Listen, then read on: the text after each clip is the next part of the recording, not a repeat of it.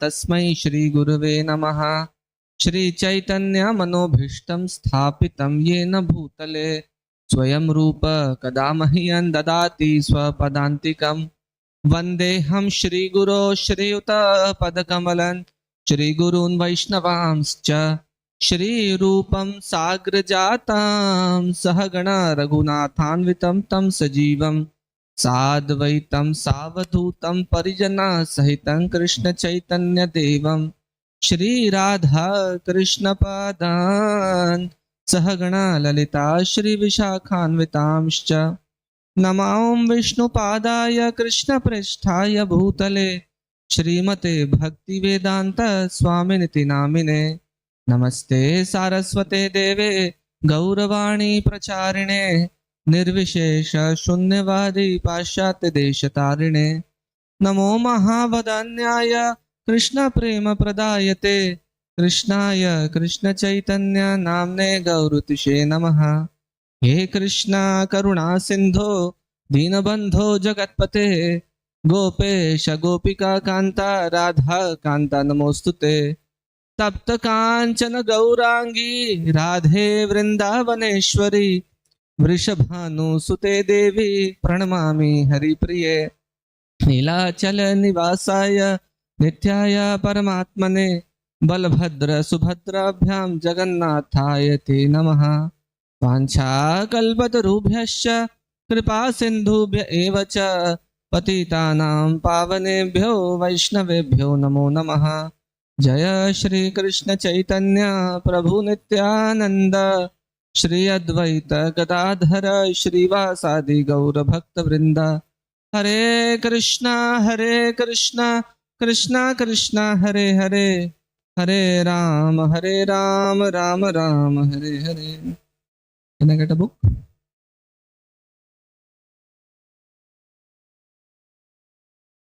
What?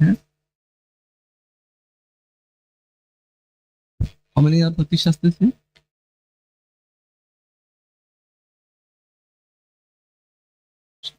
Today we'll be reading mantra 8, right? So how will Mataji see then she has given her book? How will you see? Hare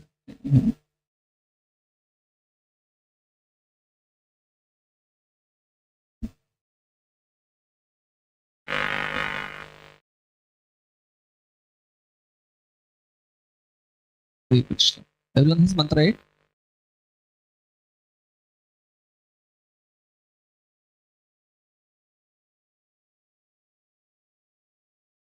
Everyone has opened? And here it is not being displayed?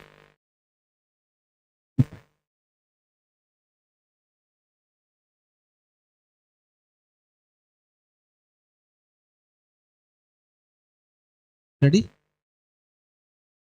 Saparyagat Shukramakayamavarnam Ashnaviram Shuddham Apapaviddham Kabir Manishi Paribhur Swayambhur यथा तथ्यतोर्थान विधात शाश्वतेभ्यः समाभ्यः।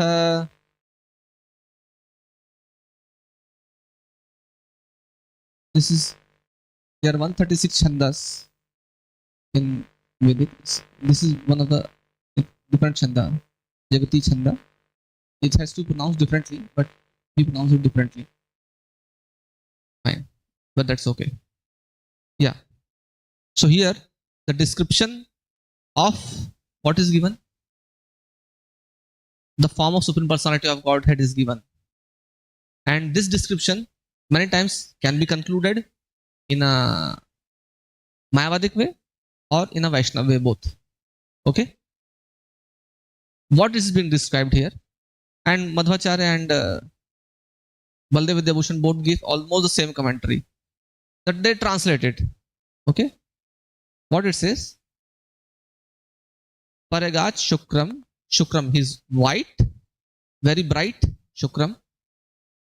First of all, translation. Okay. Please read the translation.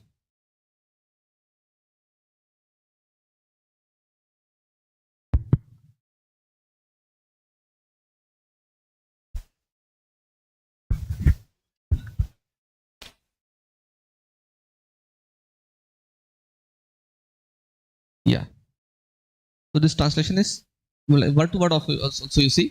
Now, Saparyagat. Now, it is continuing from the previous discussion till where we had discussed last time.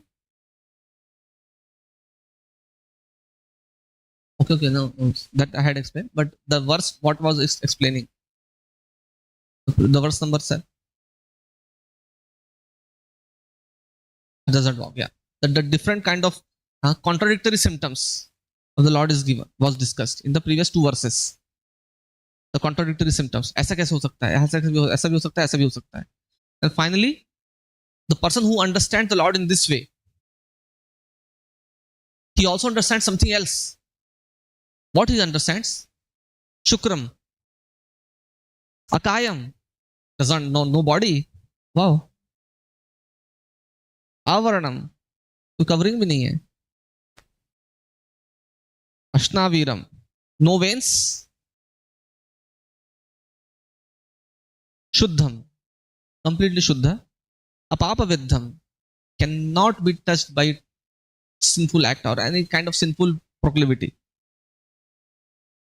Kavir Manishi Paribhur Swambhur. Kavir are like intelligent people. Manishi are like people who are thoughtful thinkers, philosophers. They think about the Lord in this way. And he himself is also like that, thoughtful philosopher. He is self-manifested. Does not depend upon anyone. So these are different contradictory yet unhuman symptoms being described about the Lord. Why this is being described? Because the Lord can fit in all the descriptions as we had discussed last time, which we cannot comprehend. Still, he can be personality. Akayam, here it is written Akayam. And why we are calling him personality? Doesn't have, yes, he Akayam. That means he doesn't have a form like us, a kaya like us. How we define kaya? Because this kaya has limitation. Lord's kaya does not have limitation. Yashoda Mai sees her lala in front of him, but then she sees whole universe inside that mouth, and she sees herself also inside the universe in the mouth of her lala. So her kaya is not like our kaya. You have to understand. Similarly, when another incident happened like this in 12th canto, Pralaya time, very famous. Markandeya Muni saw the Lord in the Pralaya ocean, and then the Lord engulfed him, and then Markandeya Muni saw the whole universe. So his kaya, when we say akaya to the Lord, it's like that. His kaya is not like our kaya. It seems that his kaya is having form and limited like us. That's why I learned from some devotees that whenever we describe the size of the deity, we describe like this. I started learning from him. Infinite. I used to describe like this. This was the size of the deity, this was the size of the deity. But one devotee, senior devotee corrected me. No, you should describe like this. Actually, it is infinite, but appears like this. Okay. I learned in the unique way. The form of the deity like this. Itna bada. Akaya. Amazing. Practical demonstration. Akaya of the Lord. So, Lord is unfathomable. Completely unfathomable. Okay. So, whatever adjectives, these all are adjectives which are given to the form of the Lord. Or these are adjectives that are given to the Lord. Everything fits in. But still, that does not mean that the Lord does not have personality. Why we are saying? Because he walks also. Last time we saw, right? He doesn't, he is taddure avantike. Tatejati tannayajati. So he walks also. He runs also. He is very swift. So he fulfills all the contradictions. Okay?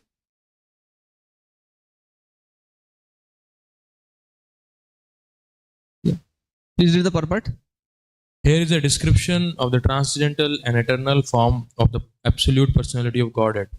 The Supreme Lord is not formless.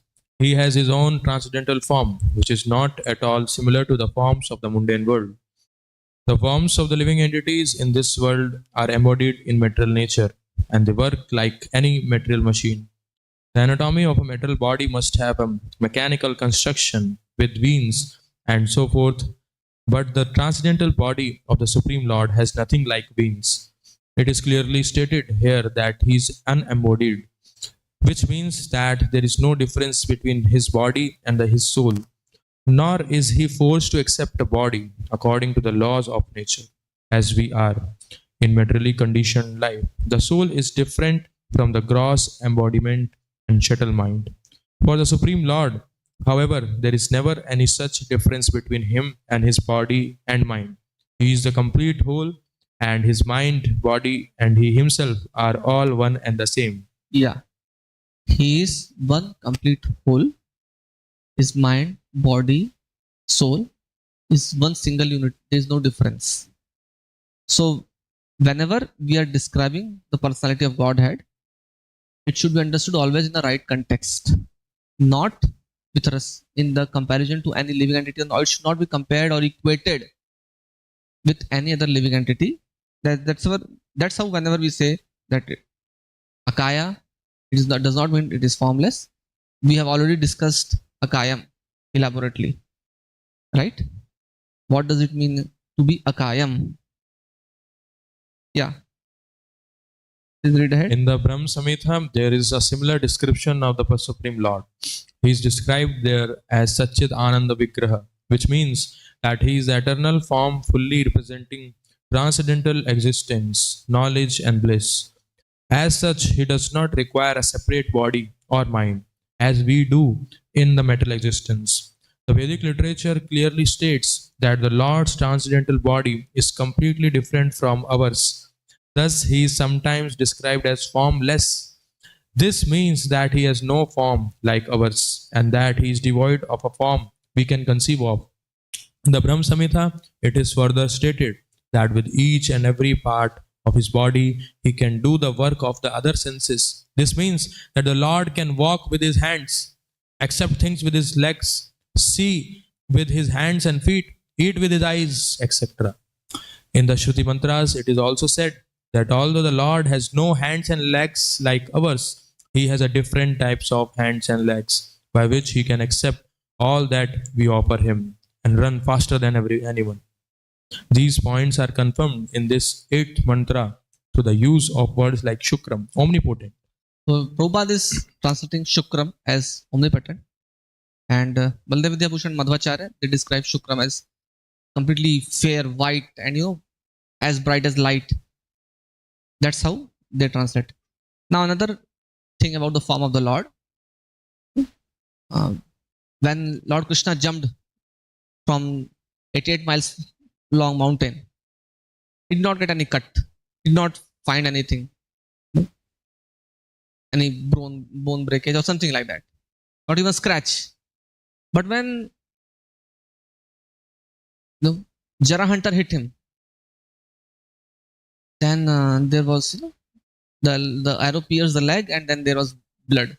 Similarly, when Bhishma Pitama shot arrow, that arrow also pierced his body, and then also blood came out. So that's what all contradictions can be resolved in Lord. When he wants, he'll not get any injury. But if he wants, he'll get injury. What is the problem in the form of the Lord like that? Then if he wants, he can come out of the womb of the mother. If he doesn't want, he can come out of a pillar. He's completely independent in that sense. So, taking one thing out of context and putting anthropomorphism is putting Lord in like human-like form. Human-like, everything is human. God is also human, not special than us. This is another extremism. One extremism is Lord has no form. He cannot have form because all the form have limitations. So both are extremes. Lord has a form, but not like ours. Our form has limitations. Our form is made up of our karma, what we have done. Whatever form we have is exactly the body, the baggage of our karma. In case of Lord, his form is not made up of karma. When he wants, he can expand himself in the Virat Roop. When he wants, he can again back to the same, same the two-handed form. He can do anything. So our everything in our case, because we have experienced this form only, and we have experienced the other form of this within this material world. So we should not impose or superimpose our experience on the Lord. When it comes to Shastra Vakya, it should be accepted as it is.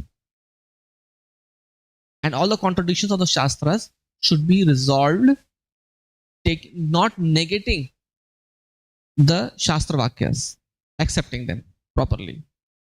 Which should be prioritized, which should be not, that can be discussed. The priority, the way it has to be discussed. So the invocation mantra itself says Purnamida Purnamidam Purnat Purnamudachyate Purnasya Purnamadaya Purnameva Vashishyate. Is always purna and complete. So when this world is complete and he cannot have form, this world has so much form and he cannot have form, then what kind of God is he? This world is complete and he is also complete. Then if we are imposing any kind of incompleteness upon him, then what kind of complete is that Lord? So all the mantras of the Īśopaniṣad should be seen in that context. Okay. Earlier there is called one Paribhasha Sutra of each granthas. You have heard? I have discussed, I think, guys. Paribhasha Sutra.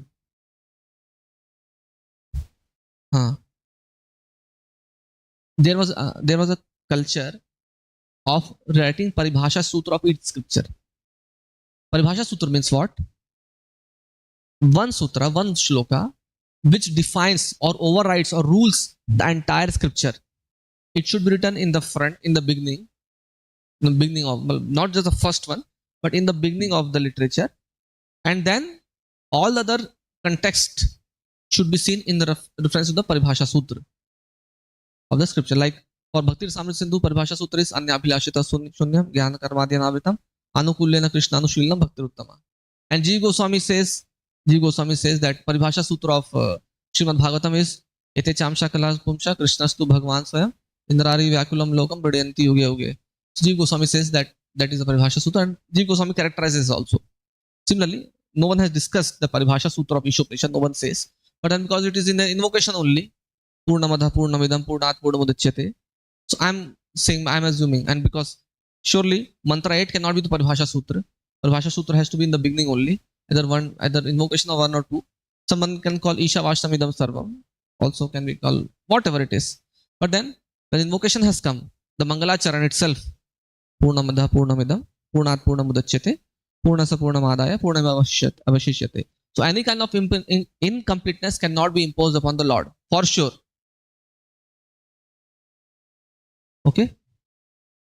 So that's how whenever we say Akayam to the Lord, that does not mean no form.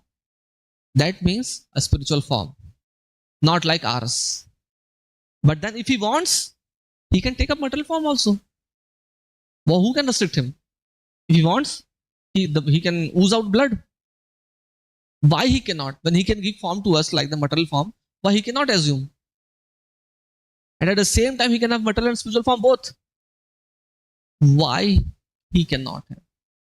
Similarly, when he comes in the form of deity, out of wood or metal, it appears just before that the piece of brass was lying like that. Now when Gornata is being made, now we are worshipping as deity. And from the same piece of brass, something other might have been made. Somebody might be eating food. Yeah, it is quite possible. But then when there is a process, there is a full-fledged process by which a piece of brass, when it is transformed into deity form and then invoked the presence of the Lord with certain faith, with certain rituals, then it manifests itself the deity starts manifesting itself as Lord directly. Okay, and that is the mercy of the Lord. Why he cannot manifest like that? Okay, same piece of marble when it was lying underground, when it was dug out, and then it was chiseled properly and then installed as Pranapatishta, it can transform into deities. Okay, so we should not impose. And when Lord, he can immediately go out of the deity form also if he wants. So sometimes some people have destroyed the temples, destroyed the deities. That does not mean they have destroyed the Lord. Lord can go out, or Lord can still manifest himself from that broken deity if he wants. He is completely independent in that way. So there is no limitation upon the form of the Lord. He can manifest himself from Khandit Vigraha too, but then generally he doesn't. There is a rule that Vigraha should not be Khandit. I agree. But if Lord wants, he can do that. Clear? So no material limitation should be imposed upon the Lord. Okay? Fine. Please read ahead. The Lord's worshipable form, Urcha Vigraha, which is installed in temples by authorized acharyas who have realized the Lord in terms of Mantra 7, is non-different from the original form of the Lord. The Lord's original form is that of Sri Krishna, and Sri Krishna expands himself into an unlimited number of forms, such as Baladev, Ram, Narsimha, and Varaha. All of these forms are one and the same personality of Godhead. Similarly, the Archa Vigraha worshipped in the temples is also an expanded form of the Lord. By worshipping the Archa Vigraha, one can at once approach the Lord, who accepts the service of the devotee by his omnipotent energy. The Archa Vigraha of the Lord descends at the request of the acharyas, the holy teachers, and the works exactly in the original way of the Lord by virtue of the Lord's omnipotence. Foolish peoples who have no knowledge of Sri Īśopaniṣad or any of the other Shruti mantras consider the Archa Vigraha, which is worshipable by pure devotees, to be made of material elements. This form may be seen as material by the imperfect eyes of foolish people or Kanishtadikaris, but such people do not know that the Lord, being omnipotent and omniscient, can transform matter into spirit and spirit into matter as he desires. We discussed it already just now, so I'm not going to this discussion again. Okay.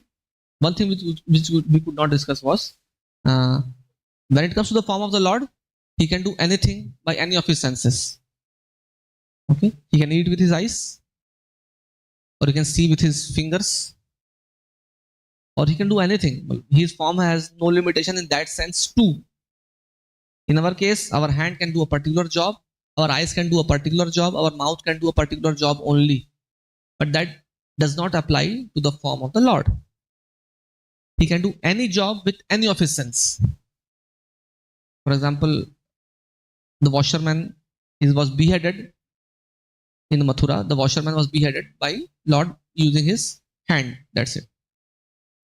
He did it. No efforts. Any other example? And one sense of the Lord did the function of something else. His eyes, okay, fine.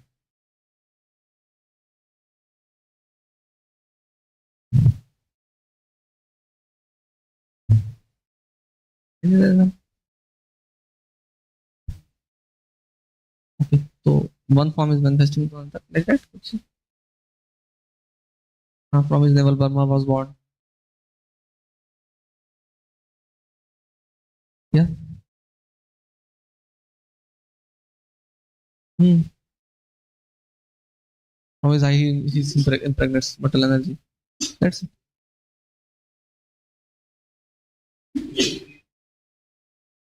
Yeah. Garbhoda ocean is filled by his own perspiration. So he can do like that. Yes. Ananta produces fire from his mouth. That's it. He takes the universe, he inhales, does pralay, exhales, does creation. Amazing person. So our whole lifespan is that's it. In front of him. Done. So that's what he can do multiple things. He can sleep and do creation. Can you imagine? He can sleep and when we sleep, we dream. At the max, if at all. But if he sleeps, he does everything in his sleep only. So that's how it is. When the Lord, nothing can be imposed upon you. Yes, please read ahead. In the Bhagavad Gita 9.11 to 12, the Lord regrets the fallen condition of the men with little knowledge who deride him because he descends like a man into this world. Such poorly informed persons do not know the omnipotence of the Lord. Avjananti mam mudha manushim tanmashritam param bhava jananto namabhuta maheshwaram. Yeah. Thus the Lord does not manifest himself in full to the mental speculators. He can be appreciated only in proportion to one's surrender to him. The fallen condition of the living entities is due entirely to forgetfulness of their relationship with God. Yeah. Which are the other verses? 9.11 to 12. One I told. Avjananti mam mudha manushim tanmashritam. What are the other verses?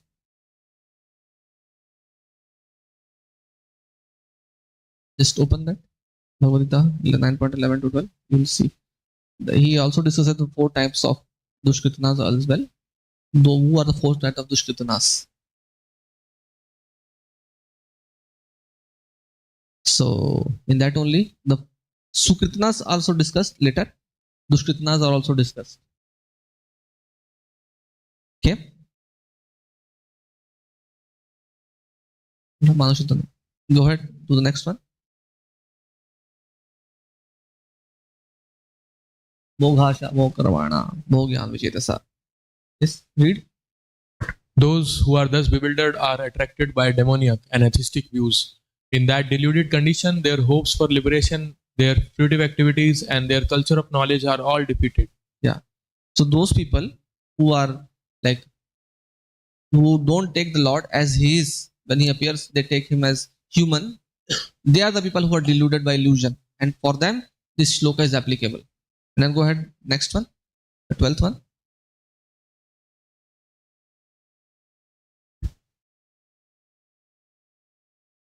Read. Hey, 12. 12th we read. Oh gosh, which was 11? I love Jan. Oh, no. Yes, 11, 12. Yeah, fine.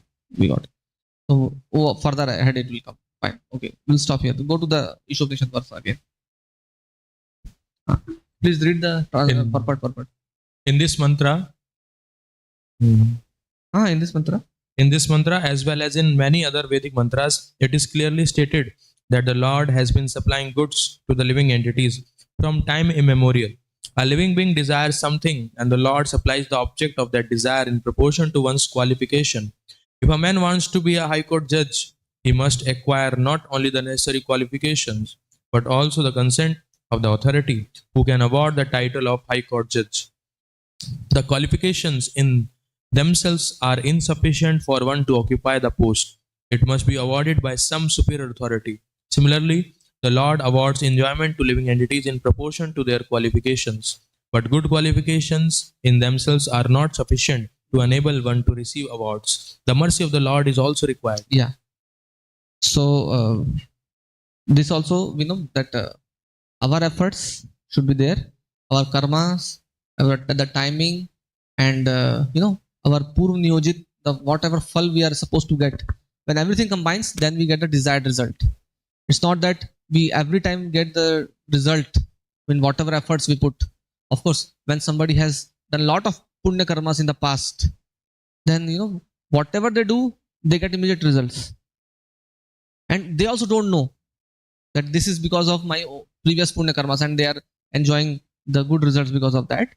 So they become like motivational speakers or something. Then they say that we should do our passion, or we should do like this, and that's how I get success. This is my success mantra. because they also don't know what is actually the cause of their success, most of them. And the reason is this only. And then most of the people in the world get deluded by them. Oh, he did like that, so he became successful. So I'll do like this and I'll also become successful. No, it's not like that. It all depends what kind of karma you have done and in the past and what kind of karmas you are doing now. Okay. Sometimes somebody's born with a golden spoon in the mouth. So that is all because of past karma. But and some people, I told you that one big rich businessman came and he told that I procured the money. My son is doing enjoyment, and my grandson is destroying. So such same amount of wealth which is accrued because of efforts can be destroyed also because of the wrong efforts which was done. So because of the good efforts, good punyas, what these son and grandson did in the past, they got some good amount of inheritance. But then same inheritance they are misusing and destroying right now. So they might be thinking that we are enjoying. Nothing wrong. What is wrong with our life? But there is very seriously something wrong in their life. They are right now enjoying because of their past karmas, but future is very bleak for them. Clear? Clear or not? Fine. That's why we should never compare with others. Why good things happen to bad people? Why bad things happen to good people? Why it happens to me? What was the reason this happened? Why this devotee always gets the more credit, and why I don't get the desired credit which I should get in my life? Why somebody is like that? Why somebody has more height? Why somebody is more good looking? Why somebody is good in singing? Why I am not like that? Why somebody is a better speaker? Why somebody has more followers? Many things. There is no end to it. And the biggest of the biggest people also, they will always find something missing in their life. That's how this world is defined. Designed in this way that the most successful people of the world also will find something missing. If you want to be satisfied right now, you can be satisfied with your state of mind. But if you don't want to be satisfied, no matter whatever you get, you'll never be satisfied. That's what, who told this? Upendra told this to Bali Maharaj. Lord Vaman, when he met Vaman, Lord Vamana, when he met Bali Maharaj told her, you are a child. You are asking just for 3 pieces of land, 3 steps of land. You can ask a whole island, lot of apsaras, lot of island filled with gold jewels. Because I am a king, I can give you anything. That time he told, see, I am a Brahmana, I just need place to do yagya. If a person cannot be satisfied with what he has right now, he cannot be satisfied even if he gets the entire world. That's it.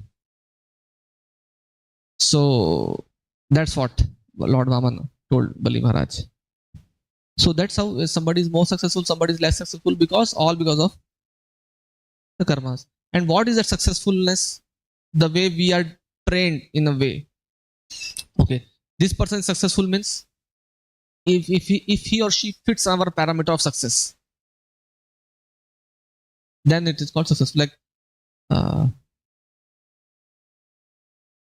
a person like who is aspiring to be a good singer, maybe some good singer already established might be a parameter of success. And there are equally or sometimes more good singers who are not so successful in the not in the limelight, because their karma was not like that. They will come into limelight. But that's how it is. So what we are chasing after is something very illusory in this world, and whatever gloomy things are appearing, we start chasing after that, and then we forget the eternal principles of Īśopaniṣad. Yeah, please go ahead. Ordinarily, the living being does not know what to ask from the Lord, nor which post to seek. When the living being comes to know his constitutional position, however, he asks to be accepted into the transcendental association of the Lord in order to render transcendental loving service unto him. Unfortunately, living beings under the influence of material nature ask for many other things, and they are described in the Bhagavad Gita 2.41 as having divided or splayed intelligence. Uh, Spiritual intelligence is one, but mundane intelligence is diverse. In Srimad Bhagavatam 7.5.30 to 31, it is stated that those who are captivated by the temporary beauties of the external energy forget the real aim of life, which is to go back to Godhead. Forgetting this, one tries to adjust things by various plans and programs. But this is like chewing what has already been chewed. Nonetheless, the Lord is so kind that He allows the forgetful living entity to continue in this way without interference. Thus, this mantra of Sri Īśopaniṣad uses the very appropriate word yatha tat yataha, indicating that the Lord rewards the living entities just in pursuance of their desires. If a living being wants to go to hell, the Lord allows him to do so without interference. And if he wants to go back home, back to Godhead, the Lord helps him. So we'll do another task for next 2 minutes. What is the task? You can note down either in your diary or cell phone or whatever notes you are making. Something in your life. I'll not ask so that you can write again. Honestly, that is for yourself only. Something in your life, in something material achievement or material thing which you aspired for very strongly and hankered for very, very strongly. Either as a kid you wanted it and you hankered and did lot of petitions to your parents or something like that, or which you wanted as a grown-up person. If you suppose somebody fell in love with a girl or something like that, or if possession, something possession or something like to eat something which you wanted and you got it. And how did you feel? Okay. And if you didn't get it, no need to write that. But I'm asking only that thing which you hankered for and you got it. How did you feel after it? And something, another thing, the second thing which you have to write is something which you accidentally come across, which accidentally came upon you. Of course, I'm not asking like all of us became accidentally devotees. I'm not asking about that. But either within devotional life or before coming to devotional life, something very pleasant thing happened to us accidentally, without our thought, without our planning, without our hankering, except for becoming a devotee. After becoming a devotee, something also could happen, not a problem. Or before becoming a devotee, something accidentally happened to us which was very pleasing. Got it? 2 questions. Huh? First one was whatever we hankered for, either person or thing or situation or position, and we got it. How did we feel? If we have not got, no problem. Don't write. And something which we never thought or planned or hankered, but something very pleasant happened or something very pleasant surprise which we got in our life. Okay? We were very happy without our hankering. Got it? The 2 questions? Please write it. Take your time. Take your time is not more than 3 minutes.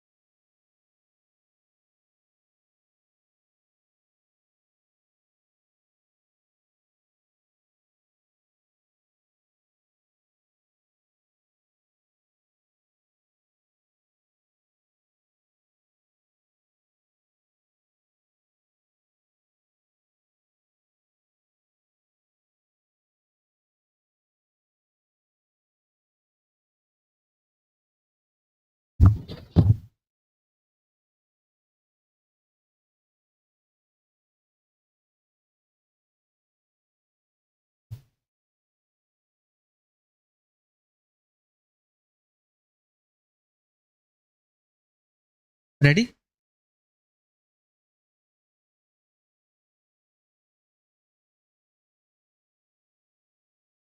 Some are still writing, some are ready.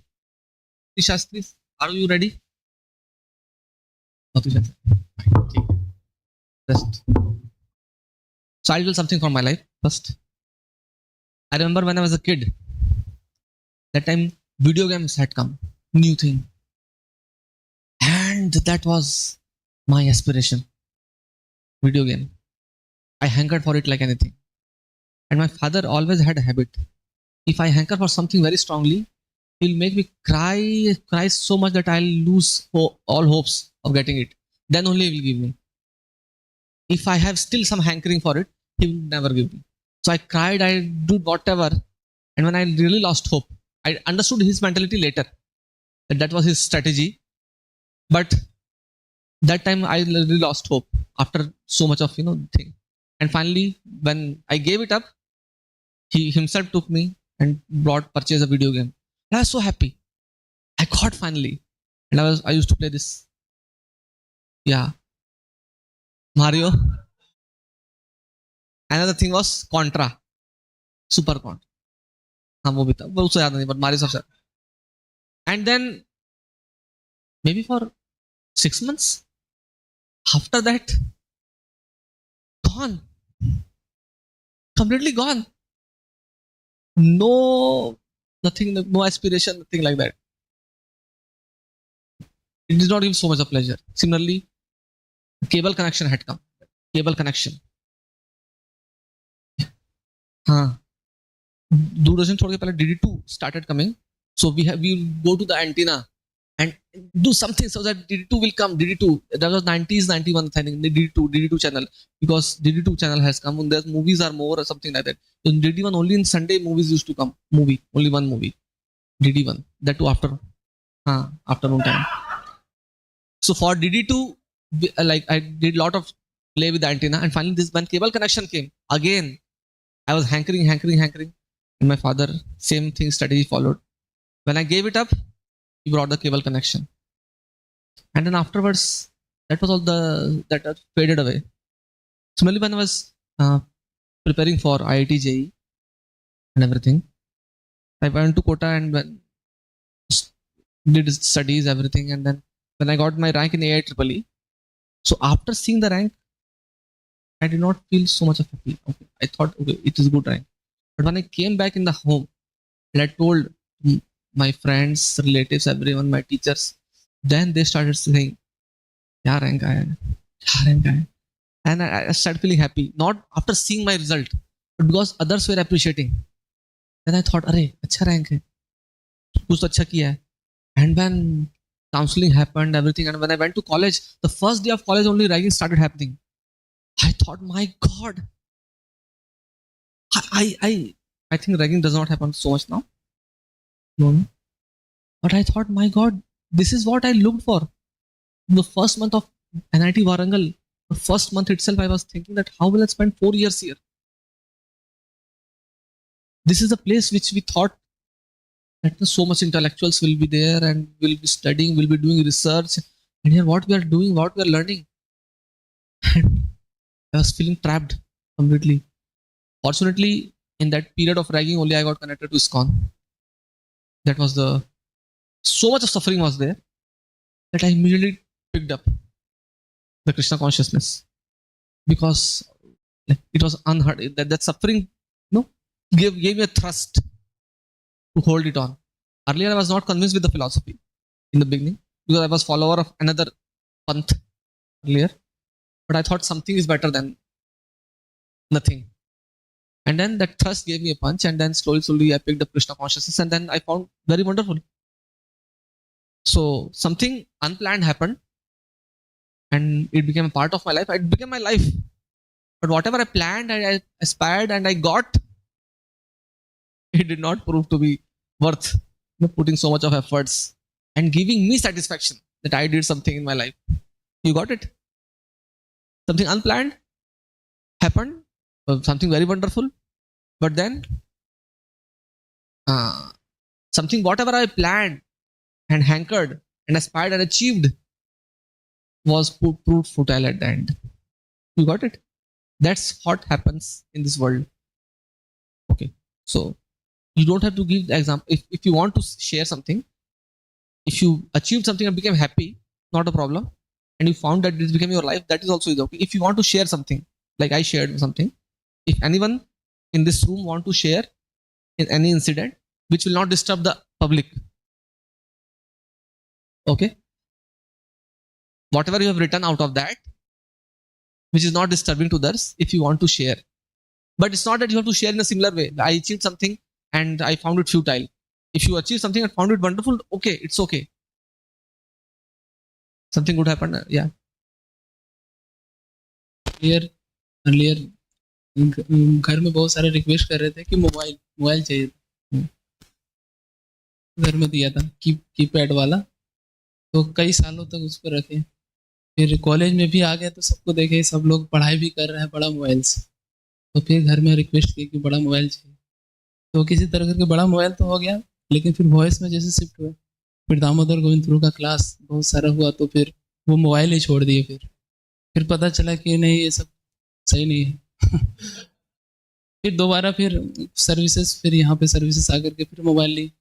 फिर senior से inspire होकर के फिर वो mobile छोड़ते, जैसे नाम प्रेम process. तो अल्टीमेटली जब भी मतलब वो आ रहा है कि इसमें शायद कुछ ऐसा है इंजॉयमेंट होगा, मोबाइल लेंगे, लेकिन फिर अल्टीमेटली या तो फिलोसफिकली और या फिर देख करके इंस्पिरेशन, तो वो पता ही चल जा रहा है कि ये नहीं। दूसरा अब तो बटन वाला मोबाइल भी नहीं है आपके पास तो? हाँ, अभी फिर से आ गया बटन वाला है। हाँ अच्छा, उस दिन नहीं था जिस दिन। ओके। दूसरा जो सबसे मतलब अचानक कुछ ऐसा हुआ, तो स्टार्टिंग में मतलब 9, 10, 11 ऐसा नहीं, 11th 12th में, तो उस समय रिकॉर्डिंग उस समय मतलब कुछ जैसे मूवी वगैरह डाउनलोड करना होता था ना, तो मतलब कहीं जा करके या किसी से बहुत खर्च लगता था मोबाइल में, मतलब 1 GB या 2 GB का काफ़ी कॉस्ट रहता था, 30 रुपये 40 रुपये ऐसा। लेकिन उसके बाद फिर जियो 4G जो सडनली अचानक आ गया, तो फिर अनलिमिटेड, फिर बहुत सारा कुछ। तो अपने दोस्त के साथ वीडियो कॉल में बात करना, मतलब नॉर्मल कॉल में बात नहीं करते थे, वीडियो कॉल में बात करते थे। तो ये अचानक सडनली मतलब ऐसा कुछ हुआ, शायद ये सबका कर्म एक साथ फलीभूत हो गया। ठीक है, fine, thank you. Yes bro. भक्ति शास्त्री फर्स्ट, भक्ति शास्त्री। इफ नॉट नहीं, इतने सारे नहीं ले सकते अभी, एक और बस सुमित। आप भक्ति शास्त्री नहीं है ना? नहीं। Yes. In my childhood, I wanted to have a cycle, new cycle, because that I was seeing many of my friends were having, and our residence was such that I had to walk 2 kilometers to go to my school. So every day going, coming back on foot, it was taking time also and tiresome. My friends were having new cycle. So I requested my father. He said, if you come first in the class, then I will give you. So I tried a lot. I came third. I could not come first. So he was very happy still, and he gave me a cycle.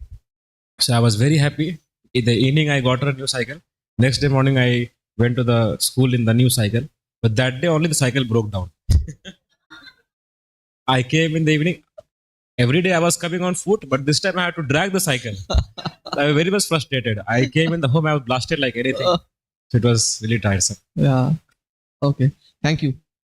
So that's how our cycle of karma drags us to the same thing, whatever. And you know the quantity of happiness, though the amount of happiness which we are supposed to get, that will get out of external resources or no resources. The quality of happiness, the quality of life is defined by that actually. Okay? Not by anything else. Otherwise, same resources can give us pressure, or the pressure of maintaining that resources. Or I know one person who has land with him worth 1,000 CR. But when he was in need, he wanted to sell some portion of his land. Then people came to know that he is in need. So he will sell in less prices. So people would quote half price, 3/4 price. So he was miserable. Why? People are cheating me. And he did not sell the land. He suffered for whatever reasons. So, and he did not He had to borrow money and do something, whatever. So I'm saying the same amount of resources and the same. If what would have been problem if he would have sold a small portion of land on the half price also? He would have got some money, but he could not do. So any amount of resources cannot give us the quality of happiness and satisfaction which we are aspiring. For sure. That does not mean that we should not try to collect resources, but we should try to collect as much resources as our capabilities allow and engage in the service of the Lord. That will give us the complete satisfaction. The satisfaction cycle will be completed there. But hoarding will not give us that satisfaction. Okay, please read ahead. God is described here as Prabhu, the greatest of all. No one is greater than or equal to him. Other living beings are described here as beggars who ask goods from the Lord. The Lord supplies the things the living entities desire. If the entities were equal to the Lord in potency, if they were omnipotent and omniscient, there would be no question of their begging from the Lord, even for so-called liberation. Real liberation means going back to Godhead. Liberation, as conceived of by an impersonalist, is a myth, and begging for sense gratification has continued eternally unless the beggar comes to his spiritual senses and realizes his constitutional position. Yes. So Lord only is the Bharta Bhokta of everyone and no one else. We don't feel shy to ask the Lord even for our material needs. Not a problem. Kama sarva kamava mokshamodaridhi tivrena bhakti yogena yadita purusham param. Of course, that is not the highest bhakti, but that is not wrong. Okay? And we should not be ashamed of being dependent upon the Lord. Chalo, go ahead. Only the Supreme Lord is self-sufficient. When Lord Krishna appeared on earth 5,000 years ago, he displayed his full manifestation as the personality of Godhead through his various activities. In his childhood, he killed many powerful demons such as Aghasur, Bakasur, and Shaktasur. When there was no question of his having acquired such power through any extraneous endeavor, he lifted Govardhan Hill without ever practicing weightlifting. He danced with the gopis without social restriction and without reproach.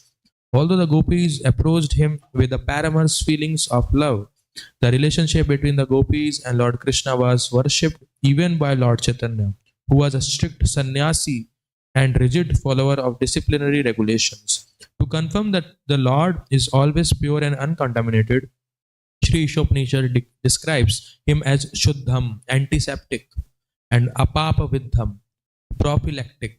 He is antiseptic in the sense that even an impure thing can become purified just by touching him. The word prophylactic refers to the power of his association. As mentioned in the Bhagavad Gita 9.30 to 31, a devotee may appear to be sudurachar, not well behaved in the beginning, but he should be accepted as pure because he is on the right path. This is due to the prophylactic nature of the Lord's association. The Lord is also apapavidham because sin cannot touch him. Even if he acts in a way that appears to be sinful, such actions are all good, for there is no question of his being affected by sin, because in all circumstances he is Shuddham, most purified. He is often compared to the sun. The sun extracts moisture from many untouchable places on the earth, yet it remains pure. In fact, it purifies obnoxious things by virtue of its sterilizing powers. If the sun, which is a metal object, is so powerful, then we can hardly begin to imagine the purifying strength of all-powerful Lord. Yeah. Okay. So, antiseptic, prophylactic.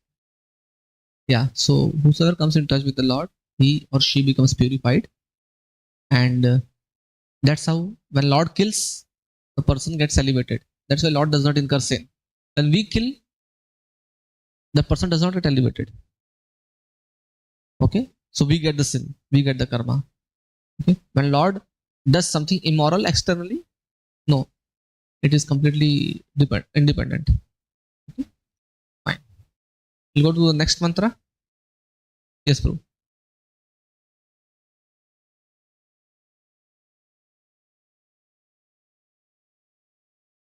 Different kind of opulences. So their definition of success also is different for different people. So, does it work in devotional circle also? Like the success, suppose someone's definition of success is that I have these many number of devotees as followers, or I've done this amount of preaching, or someone else's definition of success may be that I have sung kirtan in front of these many number of people, or these many followers are there. So, does success in devotional circle also depend on karma, or is it all Krishna's grace? See, whatever karma we are supposed to get, the amount of success which will get here also. Okay, that is one cannot deny that. But advancement in bhakti, that is something dependent on Krishna's grace. So external achievements and advancement, internal advancement are two separate things. If someone is supposed to be a born leader or some born successful person or born crorepati, he may crore or multi-millionaire, multi-billionaire, he'll get all the money, he'll get all the success within Krishna consciousness also.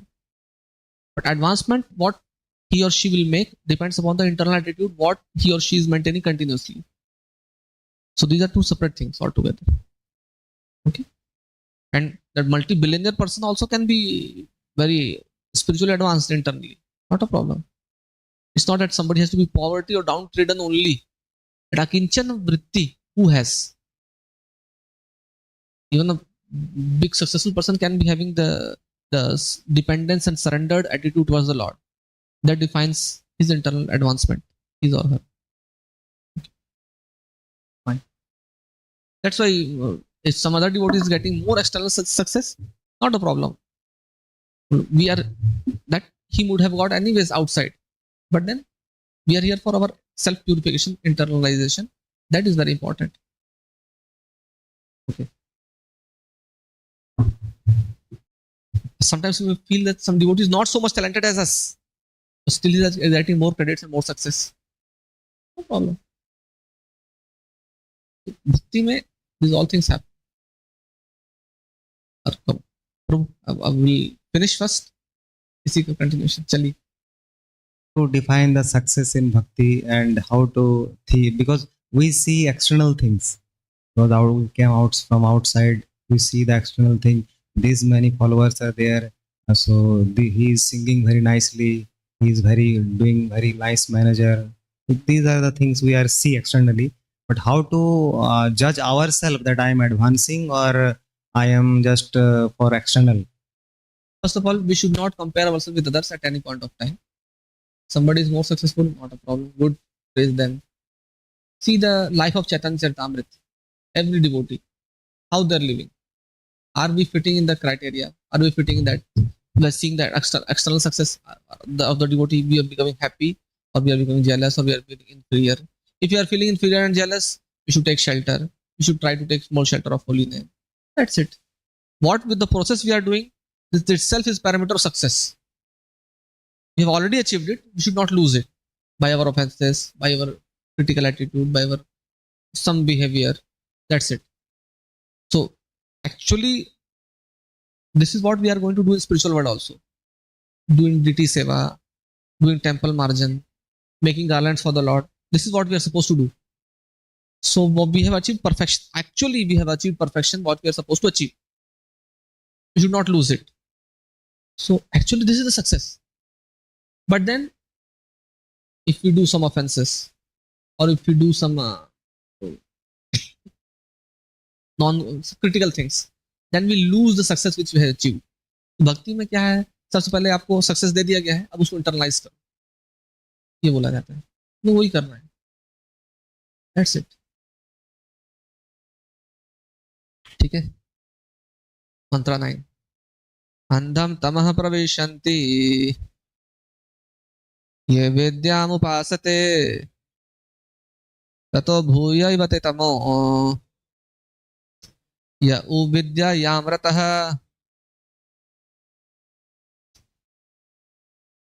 अंधम तमः प्रविशन्ति यो अविद्यामुपास, जो लोग अविद्या की उपासना करते हैं, केवल कर्म कांड में लीन रहते हैं, अंध तमः नामक नरक में जाते हैं. उससे भी भयानक नरक में वो लोग जाते हैं जो कि विद्या की उपासना करते हैं, विद्या से रत रहते हैं. उल्टा नहीं हो गया? ये क्या कह रहे हैं? सेकंड थर्ड मंत्र में याद है हमने डिस्कस किया था, जिसमें बलदेव विद्याभूषण के कमेंट्रीज जिसमें बता रहे थे कि जो लोग 100 साल तक जी सकते हैं, कौन? जो कि ईशावास्यमिदं सर्वम यत्किंचम जगत्याम जगत तेन तक्तेन भुंजिता मागृदा कस्यु धनम। ओके, उस हिसाब से जो जी रहा है, यज्ञ कर रहा है, अग्निहोत्र yagya, Vajpeyi yagya, they can continue living for 100 years because they are contributing for the betterment of the world. याद है, ये हमने डिस्कस किया था। अब ये बोल रहा है बट अगर उसी कर्म कांड में आसक्त रहे कि यही जीवन का लाइफ है और जाना है स्वर्ग, वो आदमी अंधा तमा प्रविशंति, तो नर्क में नहीं बोला जा रहा है, नारकीय जीवन है, स्वर्ग जाकर के भी नारकीय जीवन है। The material pleasure with in the material world is being condemned here. First of all, the first half of the verse is condemning the material pleasure of even the Swarga. Because, why? Because all the Karmakanda Yagyas, Swarga Kama Yajet, starts with that. स्वर्ग काम के लिए यज्ञ कर रहा हूं और उसके लिए ये सब यज्ञ कर रहा हूं, ऐसा कर रहा हूं, वो कर रहा हूं, ऐसा कर रहा हूं, फिर ये कर रहा हूं, फिर यहाँ से कर रहा हूं। I am talking about the Hindi translation of Sanskrit verses. So why to aspire for swarga? Agnihotra yagya, Vajpayee yagya, you have to do as a part of your duty. Okay, that is acceptable. But not for only being stuck up in Swarga. That is as good as Andha Tamah Pravishanti. You will get caught up in the cycle of birth and death again and again. There is no use of it. As well as a hellish life. Can you imagine? Somebody is saying Swarga life as hellish. Why? Because it is not giving us the highest thing. And उससे भयानक वो है जो ज्ञान मार्ग में लिंग है। उसमें क्या है? They are aspiring for impersonal liberation. Vidyayam ratah, those people who are Vidyayam ratah, those who are having the Gyan marg and attached to Gyan marg, they are more condemned because they are aspiring for impersonal liberation. And for them, only way of liberation is Gyan. No activity. And they want to achieve similar impersonal liberation, lying like a dead corpse. Okay? The second half is condemning the impersonal liberation. First half is condemning the aspiration, the material pleasures. The highest material pleasure of Swargloka is also being condemned, and the impersonal liberation is also being condemned. Clear? Clear the what is being, why it is being told? Okay? Okay, please read the translation.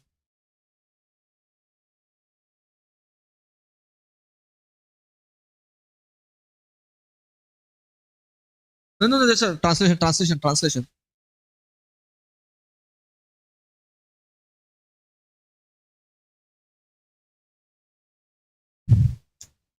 Yes, you got it right. Translation. How it is, how this translation came, you got it right. I explained already. Yeah. Now read the purport. This mantra offers a comparative study of Vidya and Avidya. Avidya or ignorance is undoubtedly dangerous, but Vidya or knowledge is even more dangerous than when mistaken or misguided.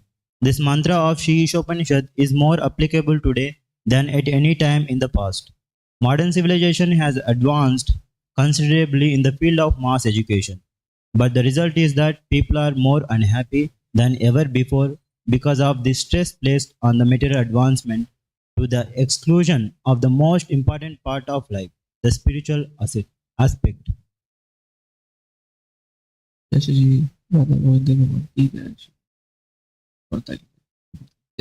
please read ahead. As far as Vidya is concerned, the first mantra has explained very clearly that the Supreme Lord is the proprietor of everything, and that forgetfulness of this fact is ignorance. The more a man forgets this fact of life, the more he is in darkness. In view of this, a godless civilization directed toward the so-called advancement of education is more dangerous than a civilization in which the masses of people are less educated. Of the different classes of men, karmis, jnanis, and yogis, the karmis are those who are engaged in the activities of sense gratification. In the modern civilization, 99.9% of the people are engaged in the activities of sense gratification under the flags of industrialism, economic development, altruism, political activism, and so on. All these activities are more or less based on satisfaction of the senses to the exclusion of the kind of God consciousness described in the first mantra. Yeah. So now you read this according to Bhagavad Gita 2.42, 7.15. Next paragraph. Next paragraph. According to the Bhagavad Gita 2.42, 7.15, mistaken mundane educators are known as Vedavada Rata. See, And- just whatever purport I am leaving, you should read also after. Because those who are Bhakti Shastris, your questions will come from the purports only. Okay. Don't leave whatever I have left. I am reading the relevant sections so that I can explain the context. But your questions may come up from the purport. Okay. So please read. Yeah. Vedavada Rata and Maya Apahrita Jnana. They may also be atheistic demons, the lowest of men. Those who are Vedavada Rata pose themselves as very learned in the Vedic literature, but unfortunately they are completely diverted from the purpose of the Vedas. In the Bhagavad Gita 15.15, it is said that the purpose of the Vedas is to know the personality of Godhead. But these Vedavada Rata men are not at all interested in the personality of Godhead. On the contrary, they are fascinated by such fruitive results as the attainment of heaven. Yeah. So Vedvadartha are the people who are attached to the Vedas for material satisfaction, material pleasures. Okay. So before coming to the context that Baldev Vidyabhushan has written, Prabhupada is writing also the modern context. The so-called knowledgeable people of the modern context, they try for material pleasures outside the Vedas, even more sinful. Okay. Earlier people, for getting material pleasures, they used to go to Vedas and do yagyas to get some material pleasures. But modern educated people, all the more sinful, breaking the Vedic regulative principles for attaining material pleasures. So first Prabhupada sets the context, then he comes to the context of Baldev Vidyabhushan and Madhvacharya. Okay, clear? So Vedvadartha, those who are attached to the Vedas only for material pleasures. Yeah, go ahead. As stated in Mantra 1, we should know that the personality of Godhead is the proprietor of everything and that we must be satisfied with our allotted portions of the necessities of life. The purpose of all Vedic literature is to awaken this God consciousness in the forgetful living being. And this same purpose is presented in various ways in the different scriptures of the world for the understanding of a foolish mankind. Thus, the ultimate purpose of all religions is to bring one back to Godhead. Go ahead. But the Vedavadarata people, instead of recognizing that the purpose of the Vedas is to revive the forgetful soul's lost relationship with the personality of Godhead, take it for granted that such side issues as the attainment of heavenly pleasure for sense gratification, the lust for which causes their mental bondage in the first place, are the ultimate end of the Vedas. Such people misguide others by misinterpreting the Vedic literature. Sometimes they even condemn the Puranas, which are authentic Vedic explanations for laymen.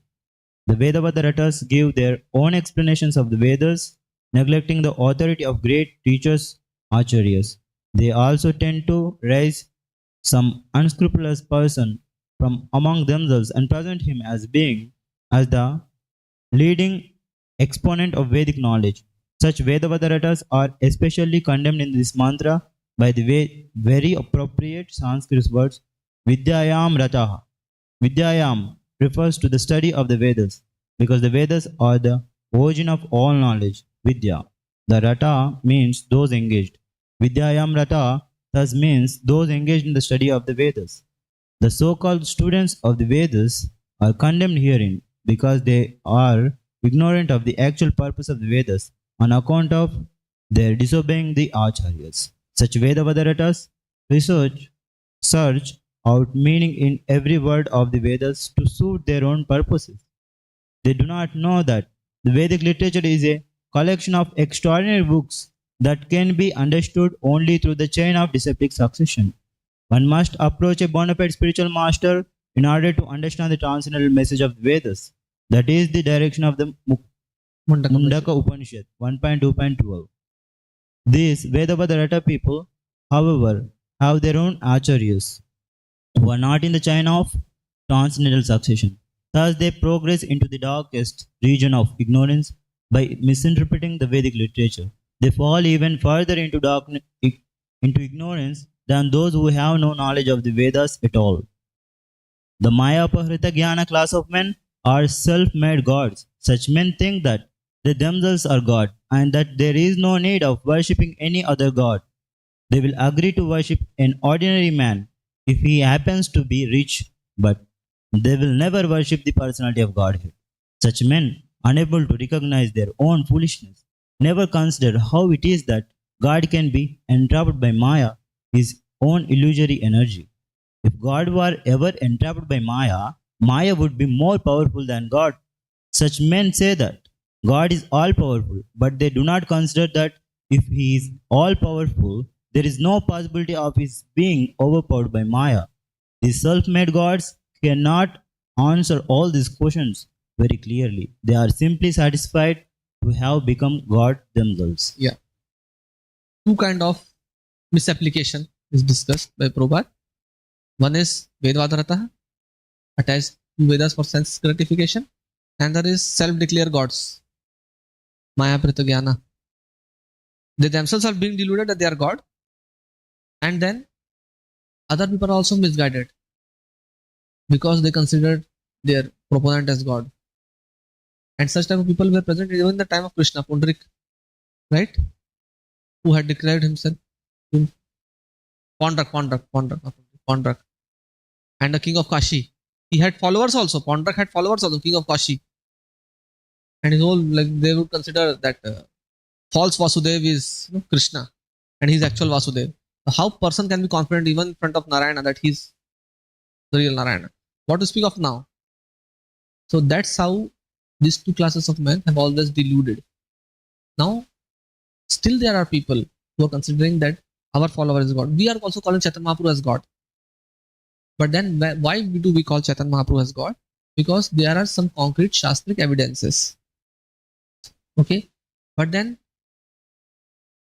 many times people have blind sentimental beliefs in their God. And if you challenge or if you say anything, they get wild. So better not to touch them. Just give prasad and keep distance. But then our faith should not become blind faith like theirs. Even if we are following the genuine path, our faith should be based on Shastras. Then that's how our faith will be matured, balanced, and it will not be imposed. It will not be it will become it will not become obligatory for others. That's why Prabhupada had made this Bhakti Shastri compulsory for ISKCON followers, so that we have some right knowledge. Prabhupada wanted us to read his books so that we acquire the right knowledge while practicing. And healthy balance of the good sentiments for the Lord backed up by the knowledge makes a very healthy combination, a matured practitioner. Okay, otherwise this world is filled with fanatic followers, and those same fanatic followers, they create mess, huge mess. So when we are part of ISKCON and we are doing Bhakti Shastri, at least we should know that our faith should be based on Shastras.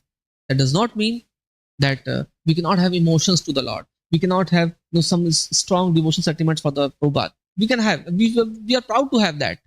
But then our strong position for Prabhupada, or our strong sentiment for our Guru, or our strong sentiment for the deities should not become a source of pain for others, a source of threat for others. And the immature followers of ISKCON are also giving the threat to others. This is like, let us be practical also. Even within our society, the immature followers are giving threat to amongst each other also. So we need to be just careful and cautious that we should not, our nishtha should not become a threat or pressure or obligation to others. That everyone should feel the same way as I am feeling. Everyone should be grow and mature or think in the same way that I am feeling. Otherwise, he or she is wrong. Because Krishna likes varieties. Krishna wants different tastes, different aspects from different devotee. He may want certain aspect from one devotee, so he may guide from within a certain devotee in a particular channel. To the different devotee, he may guide the different channel. And suppose we start becoming a hindrance for that devotee, the other devotee, then it's a problem for us. We may become a hindrance in the plan of Krishna. So, there is one right way, but there could be many right ways within Krishna consciousness. That's how we have different sampradayas. That's how we have different, within sampradaya also, different tastes, different varieties. Krishna wants all, not just one. Okay? Even within the followers of Chaitanya Mahaprabhu, there were some people like Haridas Thakur, 3 lakh names a day, or Damodar Pandit, who would even like chastise the Lord sometimes. Not Damodar Pandit. Who was Satyabhama's Avtar? Jagdanand Pandit. Who would chastise the Lord? Haridas Thakur would not think of chastising the Lord at all. But Lord Krishna, but Chaitanya Mahaprabhu's followers are like that. He wants all the tastes, all the varieties. He's unlimited. He wants unlimited varieties. So similarly, within our Krishna consciousness also, the more we grow as a society, the more variety of devotees we'll get. And the more maturity we have, the more accommodative we will be. Jai Shri Radha Govinda Bhagwan ki jai, Shri Jagannath Subramanya ki jai, Shri Goptai ki jai, Shri Prabhupada ki jai. The more accommodative we will become. Okay? And that's a challenge. Of course. That's a challenge. That's how the dynamics of the Krishna conscious society is deliberately balanced. Okay? So, any comments or questions? So-called Vidya, which means engineering wala you're saying. What? Īśopaniṣad ज्ञान, इसको so-called ज्ञान मत बोल दो आपसे.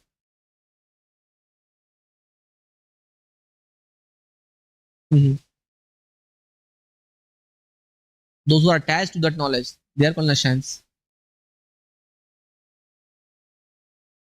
Avidyaratah or Avidyarataha. Earlier it was a custom. People would go and study Purvapaksha first and then come and defeat the Purvapaksha. Ramanujarya went to Advaita Math. Madhvacharya went to Advaita Math to study from them. But then they did not become them. They came and wrote the Granthas against. Studying Purvapaksha was the culture earlier. And the earlier Guru also would welcome. They knew that he has come to defeat me only in the long run. But then that was the broad-mindedness of the society. People would go. For Gyan, there was no restriction. But then Rataha, yahan jo aa raha hai, those who are attached to the impersonalists, that Rata. Okay?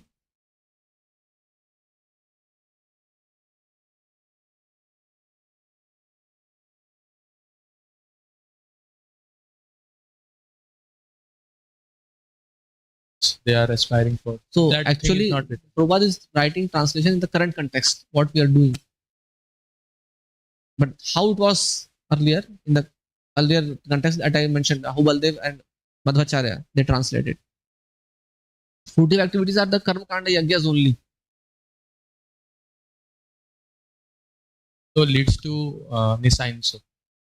Leads to even Swarga Lok is considered Nishayans here, which is aspiration of many. Impersonal liberation, which is aspiration, it is not hell. But then for a Vaishnava, what is the use of that? Okay. So this is written from a like Vaishnava point of view perspective. Okay. Yes. So I think we should stop here.